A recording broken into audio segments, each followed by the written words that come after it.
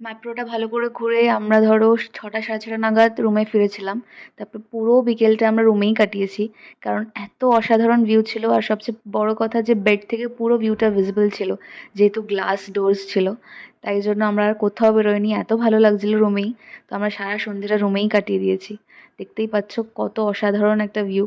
তো এই ভিউটা মিস করা যাবে না। তাই আমরা বিকেলবেলা এত পিসফুল ফিল হচ্ছিল। বৃষ্টির আওয়াজ, পাখির হালকা, হালকা ডাক খুব সুন্দর ছিল।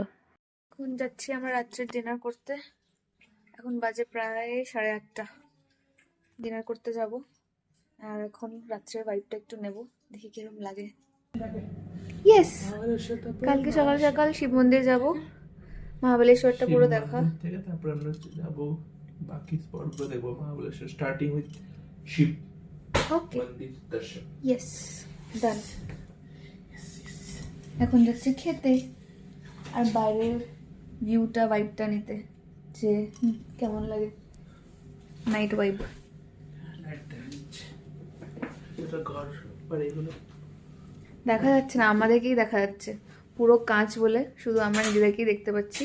আর লাইট অফ করলে ইয়েস, সি নাও, পুরো পাহাড়ে যেই ঘর বাড়ির লাইটগুলো দেখা যাচ্ছে। তো সুন্দর। চলো বাইরে যাই। এইগুলো হচ্ছে আরো প্রিমিয়াম রুমগুলো সব। এই যে, বাইরে থেকে ব্যালকনিও আছে। এটা পুরো ভিউটা রাত্রেবেলা। তো এটা হলো আমাদের আজকের ডিনারের প্লেস, গোকুল, গোকুলস ফুড। জ্যাকেট পরে নিয়েছি, বেশ একটা ভালো ঠান্ডা ঠান্ডা আছে। জ্যাকেটটা পরে নিয়েছি, চলো ভেতরে যাই।